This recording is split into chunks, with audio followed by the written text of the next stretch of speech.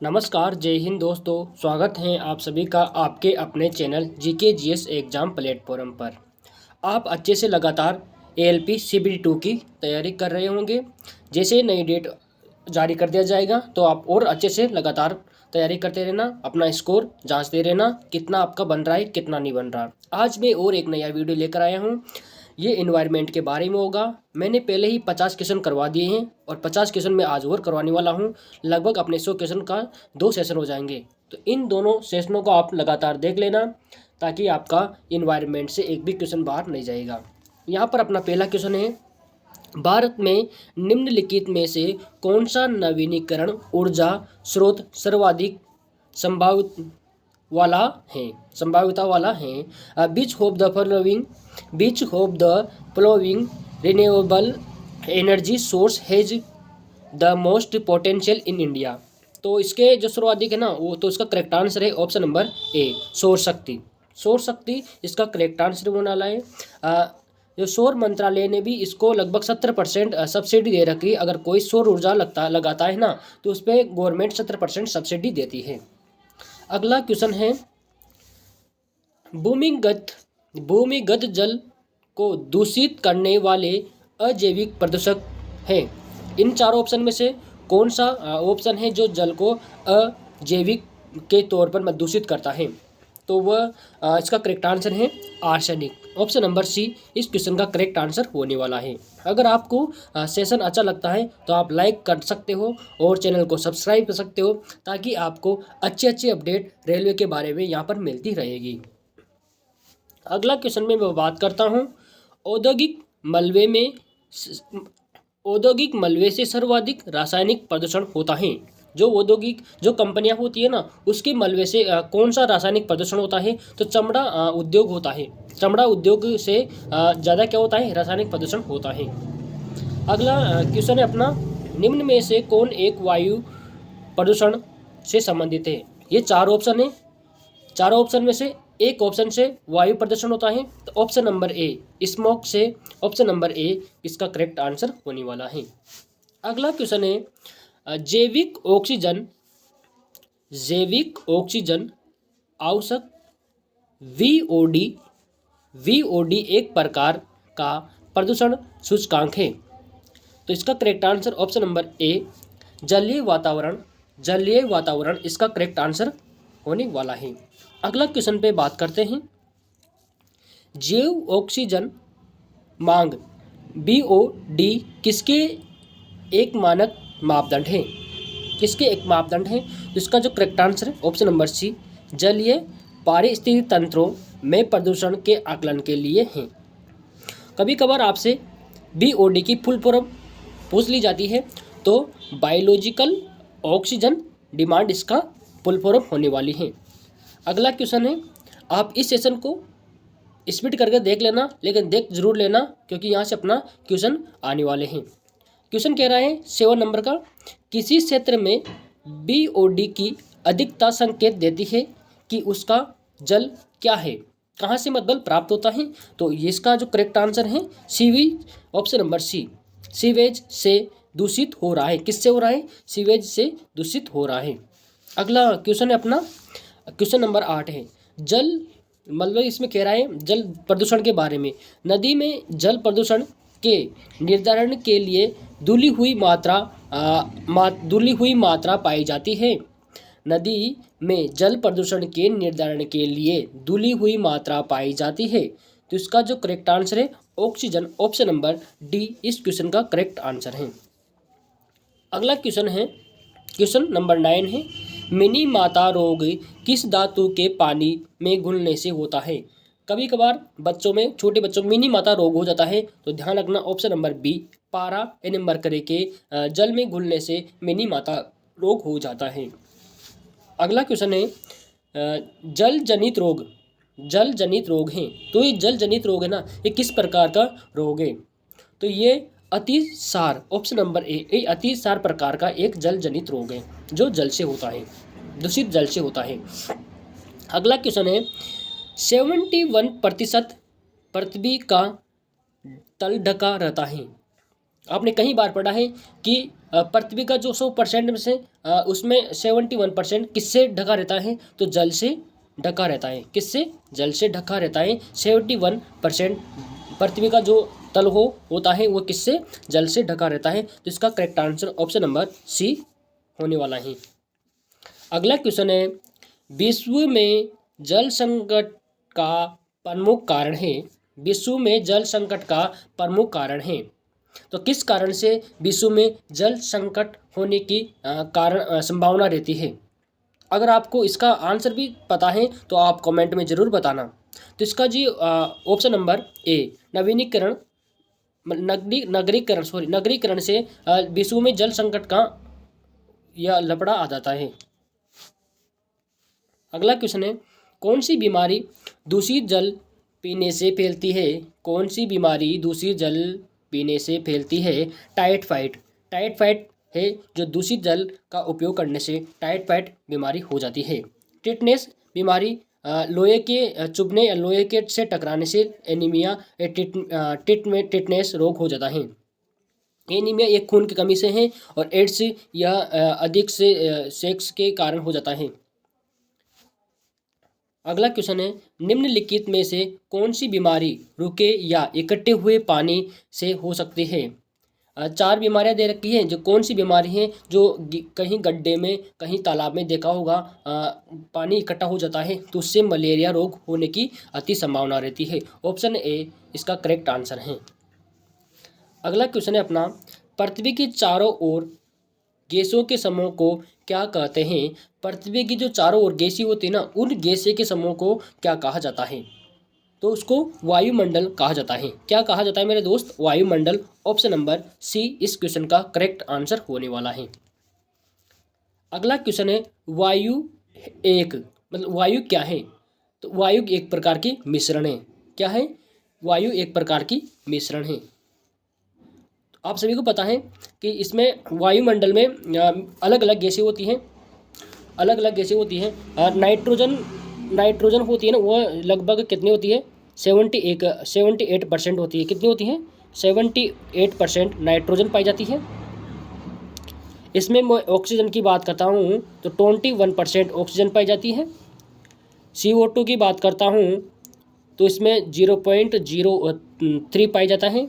और इसमें आर्गन की बात करता हूँ मैं तो इसमें आर्गन की कितनी पाई जाती है? अगर आपको पता है तो अभी बताना। 0.9 पाई जाती है। और अन्य गैस होती है ना, जो ओतर गैस होती है वो 0.17% इसमें पाई जाती है। तो यहाँ पर वायु एक प्रकार का क्या है? सभी गैसों का मिश्रण है। अगला क्वेश्चन है, शुष्क हवा में नाइट्रोजन की मात्रा होती है। शुष्क हवा में नाइट्रोजन की मात्रा कितनी होती है? तो 78% होती है। ये अपने पिछली बार भी देखा था। अगला क्वेश्चन है, निम्नलिखित नोवेल गैसों में से कौन सी वायु में नहीं पाई जाती? 4 गैस है, हीलियम, आर्गन, रेडोन, नियोन। तो चारों में से कौन सी ग्लोबल गैसों में नहीं पाई जाती हैं? तो इसका correct answer option number C. Option number C इसका करेक्ट आंसर है। क्या है? Option number C. रेडोन जो गैस होती है ना, ये किस में नहीं पाई जाती? ये नोबल गैसों में नहीं आती। अगला क्वेश्चन है, वातावरण में सर्वाधिक प्रतिशत हैं। तो वातावरण में सर्वाधिक पिछली बार पढ़ा था और पढ़ रहे हैं तो नाइट्रोजन पाई जाती है वातावरण में 78% 78% पाई जाती है। अगला क्वेश्चन है अपना, हवा में जिस गैस की मात्रा सर्वाधिक पाई जाती है? तो इसका correct answer option number D, nitrogen पाई जाती है। अगला क्वेश्चन है, यदि पृथ्वी पर पाई जाने वाली वनस्पति पेड़ पौधे समाप्त हो जाए तो किस गैस की कमी होगी? तो ध्यान रखना, ऑक्सीजन की कमी हो जाएगी। जब अगर भाई पेड़ पौधे नहीं रहेंगे तो किसकी कमी होगी? तो ऑक्सीजन की कमी होगी। अभी आपको पता है रिसेंटली चल रहा है हैदराबाद में, वहाँ के वनों को काटा जा रहा है। लगभग 400 वर्ग फीट में एकड़ में फैला हुआ है, उनको काटा जा रहा है। अब वहाँ के जानवर, अब कितना पेड़ पौधे काट दिए जाएंगे तो ऑक्सीजन की वैसी कमी होगी। पता नहीं इन्वायरमेंट का क्या होगा, क्या करेंगी ये सरकार। अगला है निम्नलिखित में से कौन सा कार्य पेड़ पौधे का नहीं है। 4 ऑप्शन है जो पेड़ पौधे का नहीं है। तो कार्बन डाइऑक्साइड, सौर अवशोषण, वायु का प्रदूषण, ऑक्सीजन की विमुक्ति। तो इसका जो करेक्ट आंसर है वह सी है। क्या है इसका करेक्ट आंसर? सी होने वाला है। इसका correct answer option number C होने वाला है, वायु प्रदूषण। बोर्ड ने इसको यही माना है तो अपना भी यही मांगे, ऑप्शन नंबर सी इसका वायु प्रदूषण मानेंगे। अगला क्वेश्चन है अपना, अगला क्वेश्चन है मेरे दोस्त, पारिस्थितिक निम्नलिखित में के बीच पारस्परिक संबंधों का अध्ययन है। क्वेश्चन कह रहा है, क्वेश्चन नंबर 23 है, पारिस्थितिक निम्नलिखित के बीच पारस्परिक संबंधों का अध्ययन है। तो जीव और वातावरण इसका करेक्ट आंसर होने वाला है। अगला क्वेश्चन है, पारिस्थितिक तंत्र संकल्पना को प्रस्तावित किया था। पारिस्थितिक तंत्र का संकल्पना को प्रस्तावित किया था तो टांसले ने किया था। कब किया था? 1935 में किया था। कब किया था? 1935 में टांसले साहब ने किया था। अगला क्वेश्चन है अपना, निम्न में से कौन पारिस्थितिक तंत्र के विषय में सही नहीं है। अपन को पारिस्थितिक तंत्र के बारे में विषम बताना है, मतलब जो नहीं है। तो ऑप्शन में दे रखा है ए में, यह अजैविक एवं जैविक दोनों संगठनों से मुक्त होता है। ऑप्शन नंबर बी में दे रखा है, इसकी अपनी स्वयं की उत्पादन होती है। ऑप्शन नंबर सी में, यह एक बंद तंत्र होता है। और ऑप्शन नंबर डी में कह रखा है, यह प्राकृतिक संसाधनों तंत्र होता है। तो इसका जो करेक्ट आंसर होने वाला है तो क्या होने वाला है? तो सी इसका करेक्ट आंसर होने वाला है, यह एक बंद तंत्र होता है। अगला क्वेश्चन है, निम्नलिखित में कौन एक पारिस्थितिक तंत्र के संबंध में सही नहीं है। फिर पूछ लिया सही नहीं है, जिसका जो करेक्ट आंसर है ऑप्शन नंबर डी, यह एक बंद तंत्र होता है। अगला क्वेश्चन है मेरे दोस्तों, पृथ्वी का सर्वाधिक वृहद पारिस्थितिक तंत्र निम्नलिखित में से कौन है। पृथ्वी का सर्वाधिक वृहद पारिस्थितिक तंत्र निम्नलिखित में से कौन सा है। तो इसका correct answer option number D होने वाला है। क्या होने वाला है? डी, जैवमंडल इसका करेक्ट आंसर होने वाला है। अगला क्वेश्चन है, निम्नलिखित में कौन द्वितीय श्रेणी का उपभोक्ता है।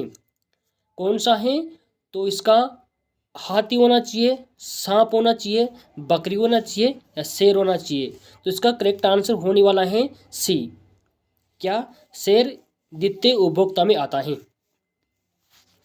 अगला क्वेश्चन है, निम्न में से कौन सा पर्यावरण के लिए हानिकारक है।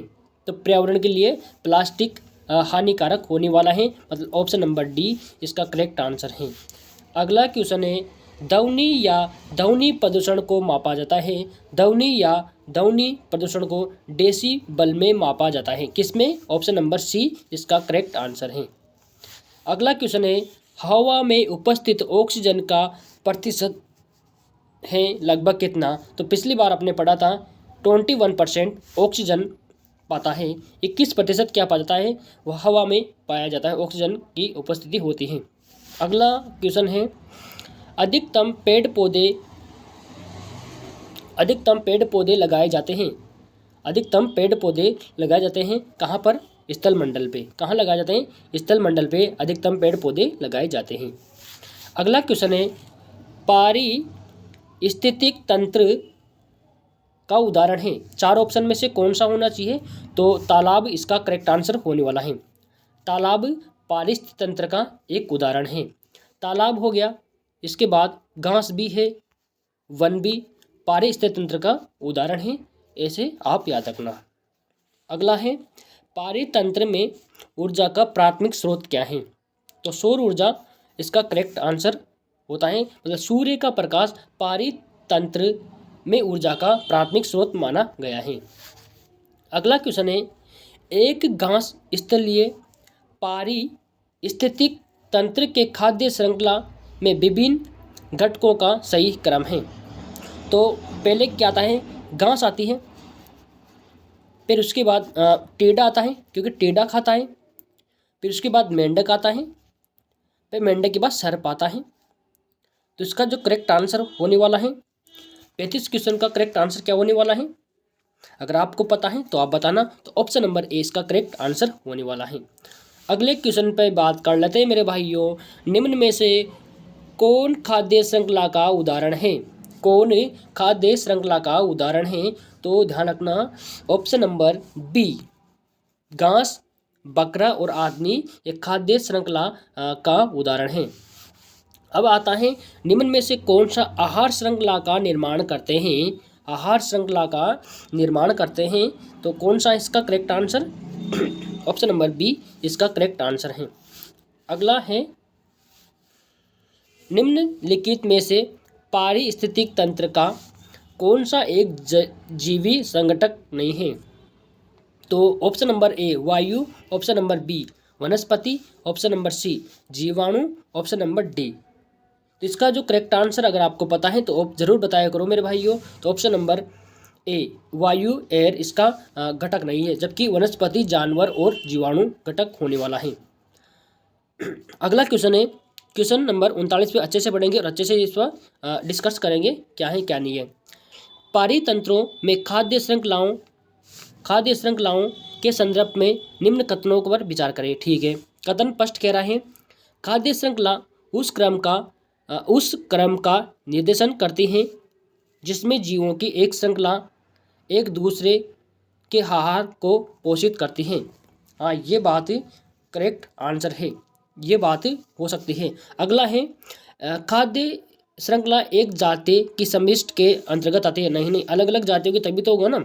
तीसरा कह रहा है खाद्य श्रृंखला उस प्रत्येक जीव की संख्या का जो दूसरों द्वारा खाई जाती है। नहीं, ये नहीं होगा। ऑप्शन नंबर ए इसका करेक्ट आंसर होने वाला है। अगला है एक पारिस्थितिक तंत्र ने निम्नलिखित में से कौन प्राथमिक उपभोक्ता नीचे दिए गए कुट सही उत्तर नहीं है?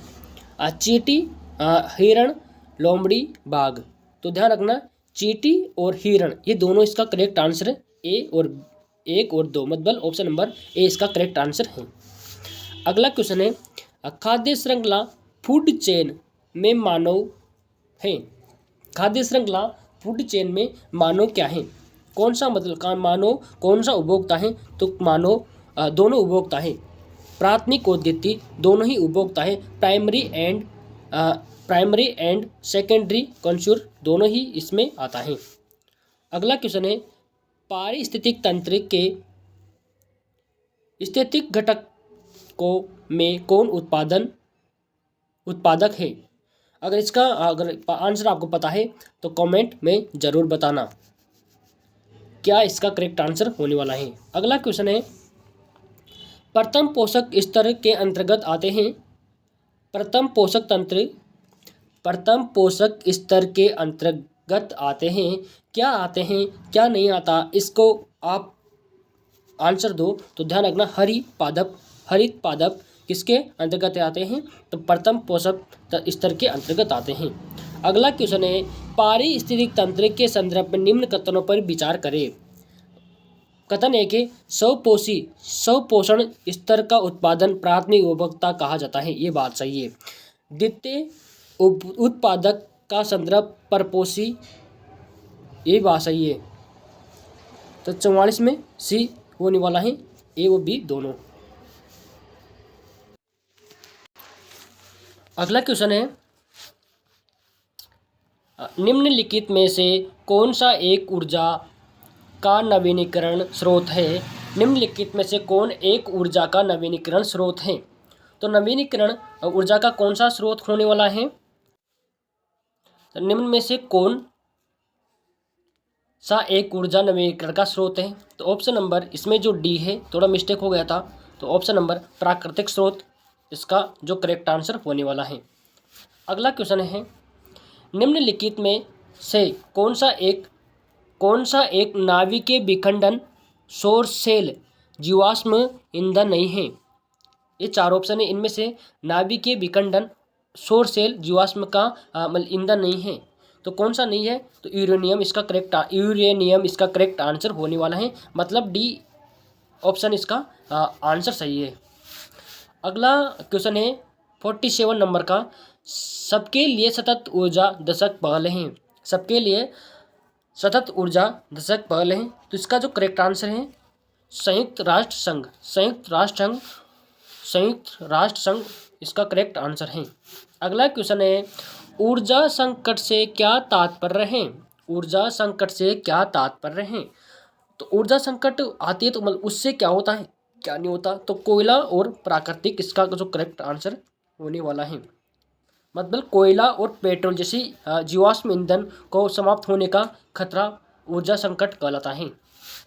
अगला है, भारत में धारणीय की दृष्टि से विद्युत उत्पाद का सबसे अच्छा स्रोत कौन सा माना गया है। भारत में धारणीय की दृष्टिकोण से विद्युत उत्पाद का सबसे अच्छा स्रोत कौन सा है, तो ऐसे इसका करेक्ट आंसर ऑप्शन नंबर ए होना माना होगा, लेकिन बोर्ड ने इसका सी माना है, जल विद्युत माना है, तो जो बोर्ड मानेगी वही मानना अपन को पड़ेगा।